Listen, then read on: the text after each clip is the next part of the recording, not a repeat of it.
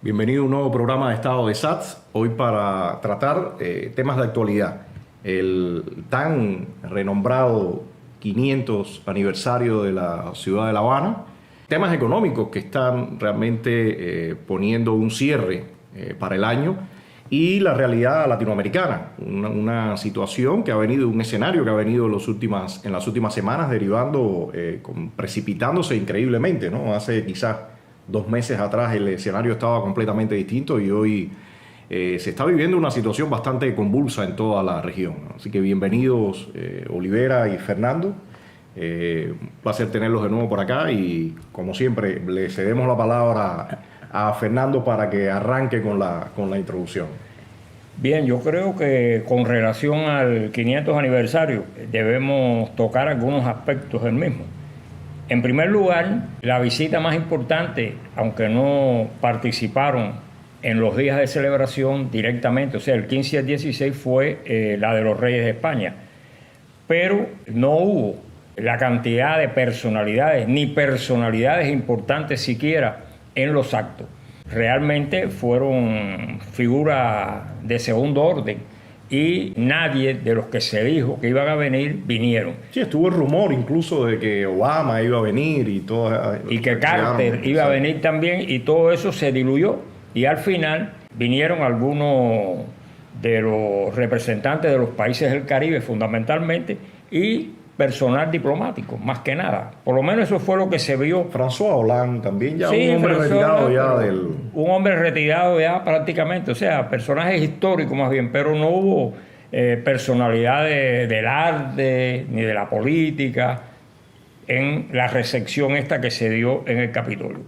En segundo lugar, es interesante también, y hay que señalarlo, lo llamativo que fue la apertura y cierre del célebre mercado de los Cuatro Caminos, donde en una situación de escasez prácticamente se concentraron los productos que escaseaban en toda La Habana en un solo lugar, y como es lógico, eso trajo lo que se ha llamado la batalla de los Cuatro Caminos, donde hubo de todo. Hubo personas ansiosas de adquirir productos, hubo vandalismo, hubo de todo prácticamente.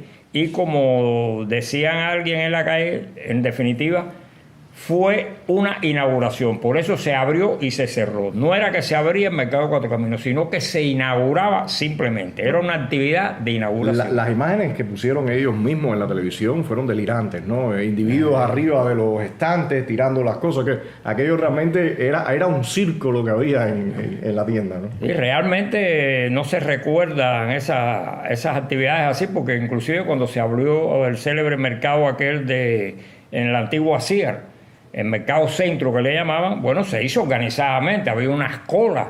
Usted se metía 3 y 4 horas haciendo cola, pero bueno, era por departamento. Se iba a comprar útiles del hogar, se iba a comprar alimentos, era una cola, eran diferentes colas y estaban organizadas. Pero esto fue prácticamente la toma de la Bastilla. Fue la toma de los Cuatro Caminos lo que sucedió.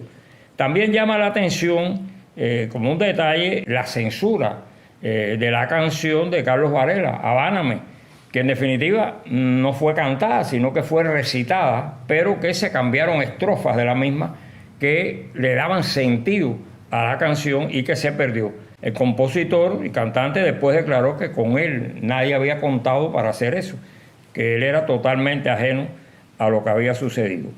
Y también hay que tener presente la represión que hubo a los opositores, inclusive se montaron operativos en casas de muchos opositores y se les prohibió no solo asistir sino pasear por La Habana, ir a recorrer la ciudad, su ciudad en esos días. Y realmente una cosa, Fernando, bueno, ustedes, Olivera y Nancy, que lamentablemente en este preciso momento está arrestada, ellos sabían perfectamente bien que no iba a ocurrir ningún tipo de protesta, ni había planificada, o sea, alguna manifestación, lo cual es muy válido, porque en el mundo entero tiene todo el derecho de alguien protestar por la fecha y decir X o Y, pero ni siquiera eso, y ellos lo sabían. O sea, que ha sido realmente en este sentido hacer todo lujo de violencia. Y en el caso que tú mencionabas de Carlos Varela, Fernando, Carlos Varela, un compositor que ha sido muy permisivo con ellos, o sea, sí, que los ha secundado, o sea, no es que estamos diciendo que era realmente un cantante contestatario y que ha tenido letras punzantes, ¿no? Realmente era una letra bastante tranquila, que por supuesto decía parte de cosas, pero ni siquiera eso les convino, ¿no? Olivera, estos días, ¿cómo has estado tú también en el tema de la represión y el seguimiento? Bueno, ha sido realmente unos días terribles de operativos. Nosotros estuvimos incluidos en las personas que no podíamos abandonar nuestros hogares. Teníamos una posta ahí permanente en la puerta de la casa o en los alrededores, y estábamos prácticamente en un arresto domiciliario. Fueron docenas de opositores y activistas de la sociedad civil independiente que padecieron estas cosas. Y bueno, y en todo esto que se ha hablado, hablaba Fernando, y bueno, hemos hablado aquí sobre estos incidentes en del mercado de Cuatro Caminos, el 500 aniversario de La Habana. Fue un aniversario deslucido, como merecía, una ciudad que ha sido prácticamente abandonada. Hay que ver las imágenes de antes del 59 y era una ciudad relumbrante, y ahora una ciudad oscura, rodeada de ruinas. Yo puedo hablar con propiedad porque vivo en un barrio, afortunadamente vivo en una casa, digamos, bastante confortable, de acuerdo a los estándares de las casas en Cuba. Pero un edificio. Un edificio fue terminado de construir en el año 58. O sea que no tengo... Gracias a Dios. Gracias. De los últimos. Duermo tranquilo, ¿no? Con el corazón en la boca, pensando que el techo nos va a caer encima. Pero yo vivo rodeado de ruinas, personas que viven en unas condiciones deplorables. Incluso yo pienso alguna vez, se asocio esta convivencia como vivían los esclavos en el siglo... Sí, al final han convertido en un gran albergue efectivamente la ciudad. Y por último, lo de Cuatro Caminos, ahí está reflejado la deformación cultural y antropológica a partir de las políticas dirigistas, voluntaristas del gobierno, que han destruido el tejido cultural, social del cubano. Y sobre todo la escasez. Hemos vivido en escasez permanente las últimas 4 generaciones, todas las generaciones crecidas y todo el que le ha tocado vivir en estos 60 años. Y entonces es una pobreza, yo hablaba con un colega el otro día, una pobreza inducida, nada tiene que ver con políticas externas en el caso del embargo, son políticas meramente internas que han provocado todo este desastre económico y social. Y ahí vemos reflejado la deformación, el hombre nuevo que tanto predicó el Che Guevara, que iba a ser un hombre modelo, realmente ha sido destruido. Han creado un monstruo. Y realmente, si uno analiza ya fríamente lo que ocurrió, realmente no tenía sentido, porque no era que iban a hacer una tremendísima rebaja ni nada por el estilo, sino simplemente esa cuestión que provoca, esa compulsión que provoca la miseria, que de momento las personas querían irrumpir y quizás encontrarse, y las imágenes a mí me dio, gracia, entre comillas, ver el espectáculo que se daba, porque en el noticiero casi que culpaban a las personas que habían grabado el incidente porque se viera. Yo por lo menos no vi ningún tipo de edición de esos materiales, ni ningún tipo de comentario como este que estamos haciendo, ni nada. Eran simplemente tomar los hechos y ponerlos en las redes sociales. Y aquello realmente era vergonzoso, ¿no? No, mire, hay otro elemento y es importante, ¿no? Se ha hablado mucho de lo que se ha hecho, que si se han hecho cientos de obras con vistas al 500 aniversario. Y cuando analizamos realmente las obras principales, lo único que se ha hecho es arreglar lo que se había dejado destruir durante años. Porque empezando por el Capitolio, bueno, el Capitolio se dejó destruir totalmente. Y de un tiempo acá se empezó a reconstruir. El mercado de Cuatro Caminos se abandonó desde hace mucho tiempo. Eso fueron ruinas y se restableció. La finca de los monos se dejó destruir. Los jardines de la Tropical. O sea, cuando usted analiza, no hay nada nuevo. Simplemente es lo que ustedes mismos dejaron destruir precisamente por la desidia y la irresponsabilidad, y ahora con motivo del 500 aniversario pues lo hacen resurgir. La pregunta es, bueno, ¿y después del 500 aniversario qué? ¿Se va a mantener así o le va a faltar fijador y volverá a caer otra vez y tendremos que esperar al 600 aniversario para que la vuelvan a recuperar. Y Fernando, en esto que tú planteabas de qué es lo que se avecina, qué viene, me parece que cabe perfectamente bien un poco dar un bosquejo de lo que está resultando este año. Ya estamos terminando el mes de noviembre.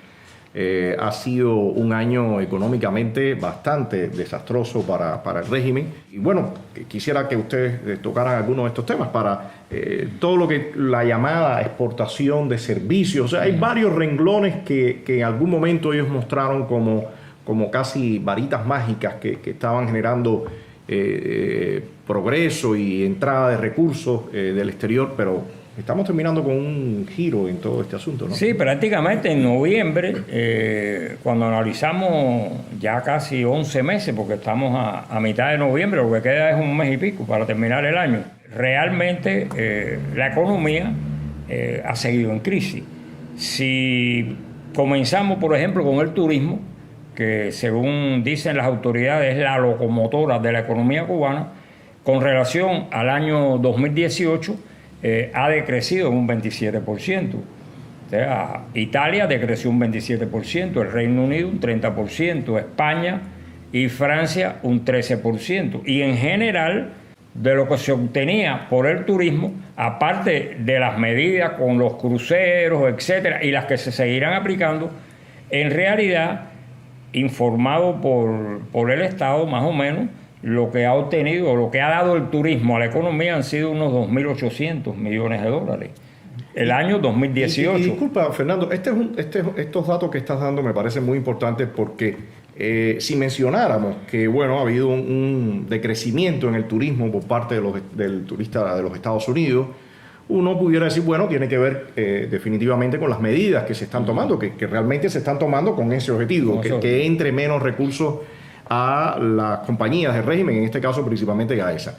Pero entonces, ¿qué explicación se daría para el caso de Italia, Reino Unido, o sea, países europeos, que sobre ellos no pesa absolutamente ninguna sanción? De hecho, se supondría que si usted está teniendo problemas con un mercado, bueno, usted quizás haga mayores ofertas, permita que entonces los otros mercados puedan acceder a su servicio con mejor calidad, con menos precio, pero eso no es lo que están diciendo los datos, ¿no? Los datos dicen que precisamente el turismo europeo es el que más ha bajado.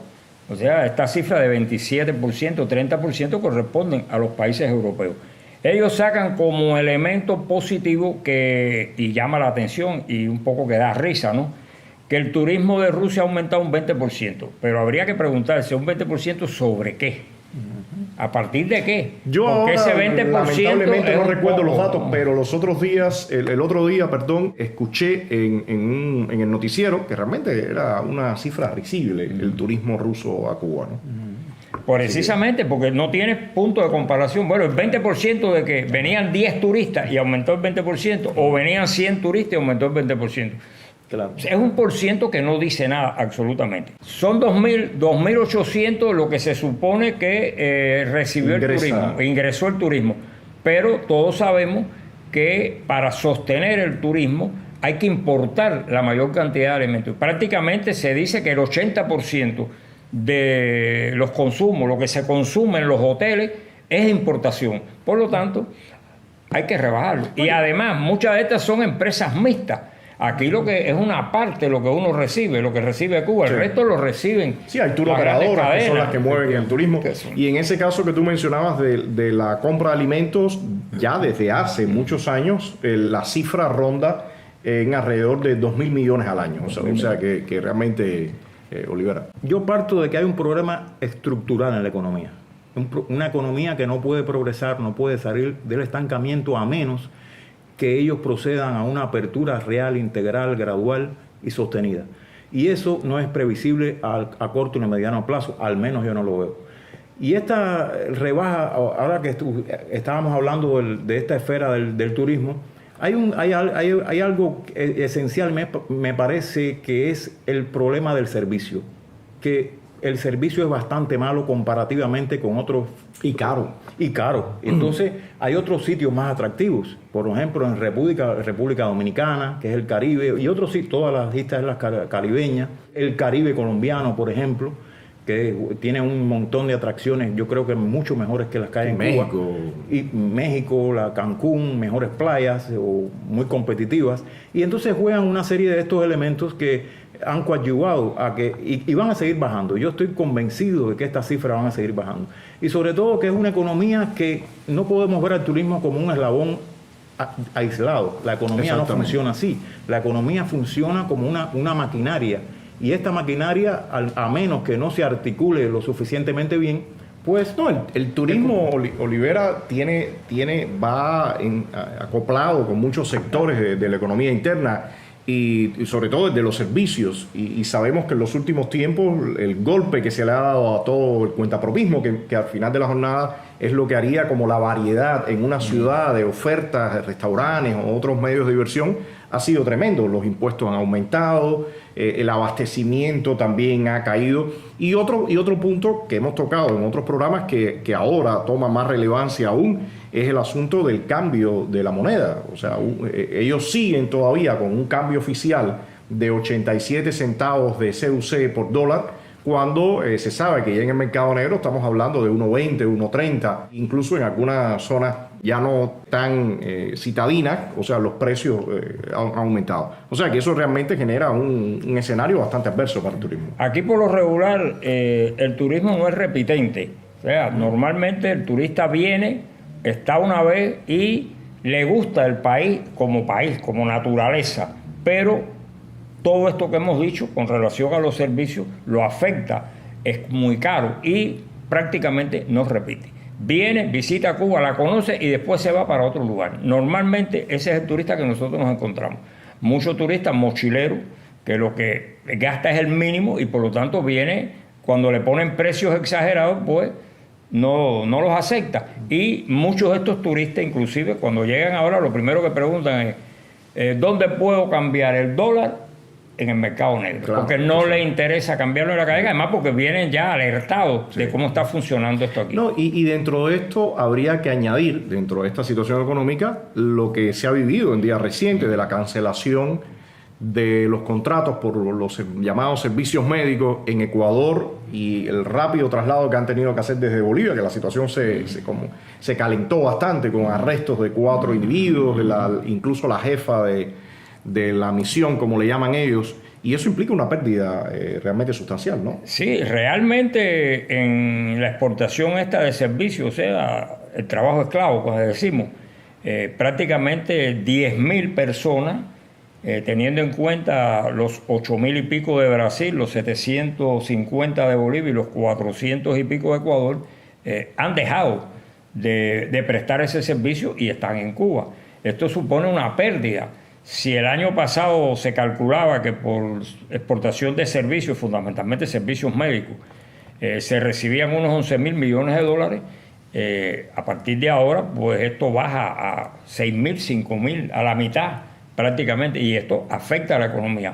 Hoy por hoy, excepto Qatar y Venezuela, son los lugares donde hay más masividad de médicos y enfermeras, porque el resto de los lugares son 10, 15 en países pobres, muchos de ellos, y no pesan tanto. Realmente, en el caso de Qatar, inclusive se informa que prácticamente el 90% es el que más paga por los médicos, y el 90% se lo apropia el Estado, y solamente el 10% es lo que va al bolsillo de los médicos.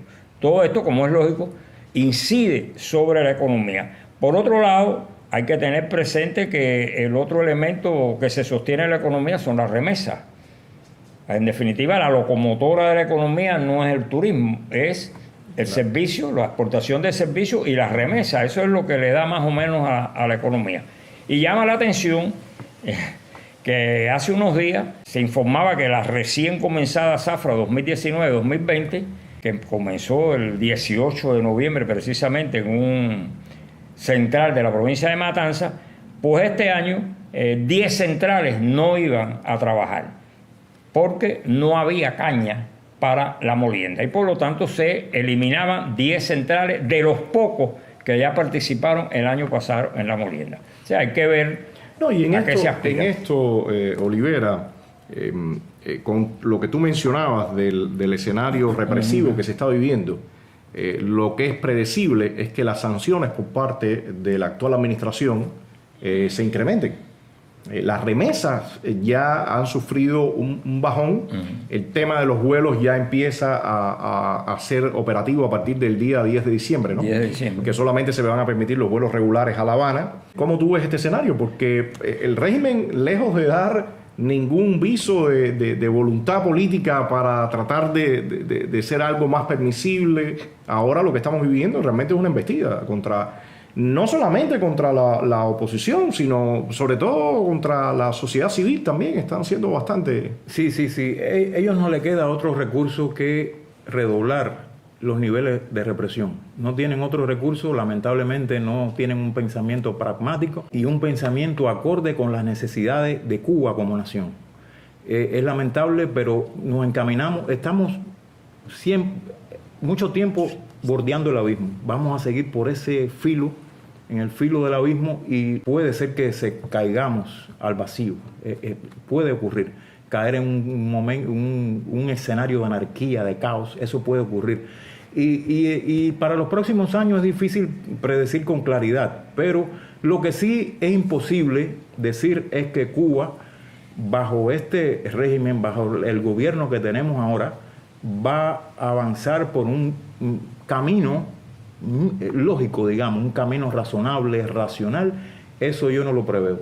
Hay que esperar lo peor. Pero fíjate que a mí me parece realmente ya, incluso desde el punto de vista de lo político y en el plano económico, este tipo de posicionamiento que está teniendo realmente es un boomerang. Porque en un escenario económico tan enrarecido, seguir incrementando todo la represión, la violación de los derechos y libertades fundamentales, hacerlo de una forma tan explícita, realmente, independientemente que sabemos que hay inversionistas que no tienen ningún tipo de escrúpulos, pero no obstante, venir aquí a montar algún negocio, establecer algún tipo de convenio, ¿para qué? Muchas veces no le vemos la lógica a ese mismo. Cómo hay empresarios que en un país donde no hay una movilidad económica suficiente para obtener un margen de ganancias, atractivo. Sin embargo, yo pienso que ellos están mirando a futuro. Sacar algo, tener una inversión, sacar algo y estar apostado aquí en el futuro. Lo que ellos no saben, que de hecho ya el futuro de esas inversiones está en riesgo, porque se han servido como un medio para explotar al trabajador cubano. Por eso, o sea... Y han violado una serie de leyes de la Organización Internacional del Trabajo, de la cual Cuba es signataria de los años 40. Es decir, que estas empresas que han invertido, que se mantienen a pesar de todo, que se mantienen a pesar de las denuncias constantes que se hacen en los organismos pertinentes, pues en algún momento del futuro, y Cuba va a cambiar, no sé cómo ni cuándo, van a tener que rendir cuentas. Van a tener que rendir cuentas. En el caso de los europeos, Olivera, hace unos días tuviste un encuentro con un grupo de la Unión Europea que radica acá en La Habana. Yo honestamente no encuentro qué lógica están siguiendo. De hecho, ayer mismo escuchaba que ya los suecos firmaron el acuerdo de cooperación. O sea, ¿cómo ves tú este punto? Bueno, te diré que es complicado ver los entresijos de la política. Yo me remito a la frase que en política lo real es lo que no se ve. Yo pienso que es difícil prever o saber cómo piensa cada gobierno de los 28. Yo sí estoy seguro que hay gobiernos que no están de acuerdo en la política hacia Cuba y quisieran por lo menos que el tema de derechos humanos tuviera una mayor visibilidad, pero están de cierta manera condicionados por un acuerdo, por un consenso realmente que nos afecta. Yo pienso que en algún momento me queda algún atisbo, alguna pequeña reserva de esperanza en que esto pueda cambiar en algún momento. Tal vez me sea un poco romántico, pero llegará un momento porque la situación de los derechos humanos va a ir deteriorándose aún más. El país se está asfixiando. Y va a llegar un momento que van a empezar las torturas y las muertes. Eso está al llegar. Y ellos no les va a quedar otro remedio porque no pueden quedar las principales democracias, un grupo de las principales democracias del mundo pueden permanecer inmutables ante lo que está ocurriendo en Cuba. Aquí hay una situación que nosotros hemos estado analizando, ¿no?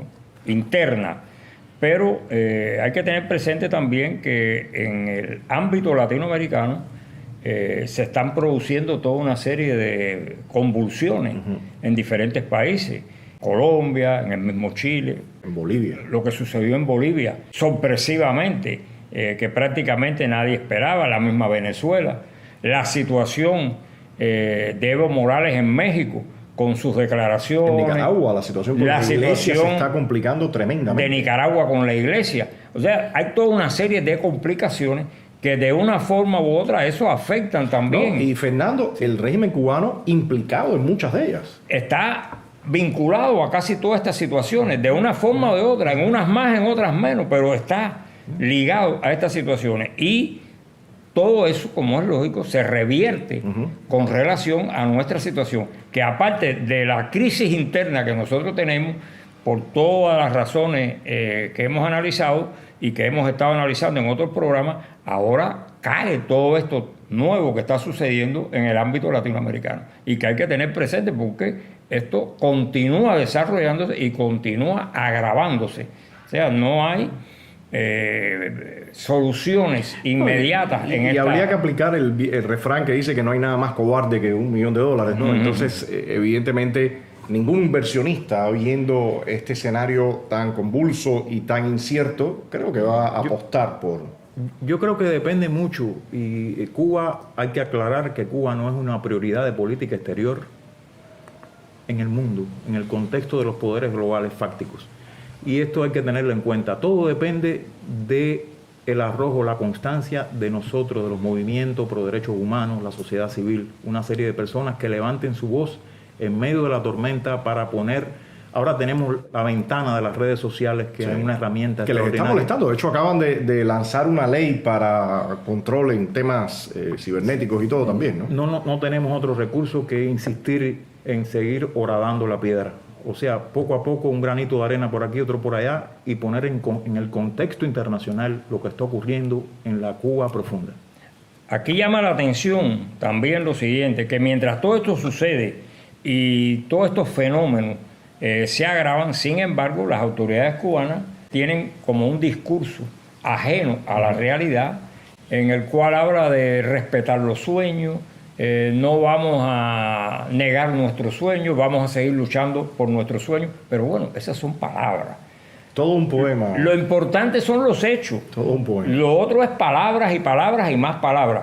Yo estaba pensando hace un rato y decía, bueno, ya ahora en diciembre se supone que aparezca el primer ministro, el cual de seguro ya debe estar designado. Lo único que en diciembre se va a hacer el proceso burocrático de presentarlo y aprobarlo unánimemente en el Consejo de Estado. Solamente será protocolo ya. Pero ya es lo protocolar, ya el buró político debe haber designado al individuo que va a asumir eso. Y el presidente designado, valga la redundancia, es el quien lo va a proponer y el Consejo de Estado lo va a aprobar unánimemente.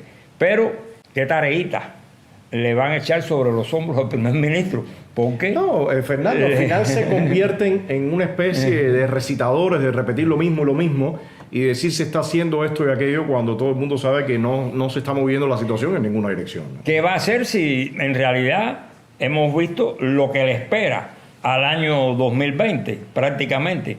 ¿Qué va a poder hacer sin recursos y con esta situación tan compleja? Y hay un tema que yo creo que sí, por supuesto veremos en otros programas, todas estas sanciones que se han ido aplicando de forma progresiva. Ahora en estos días apareció también la sanción al ministro del Interior y sus hijos.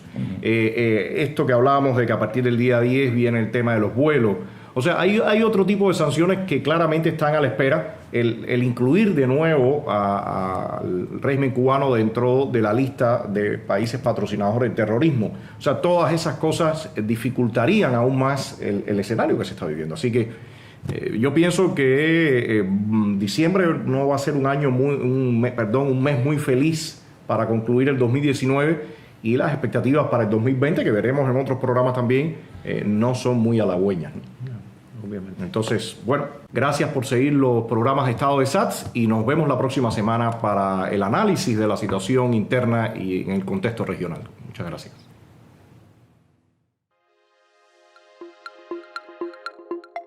Para apoyarnos puede visitar nuestra página estadodesats.com y desde allí realizar cualquier donación. Gracias.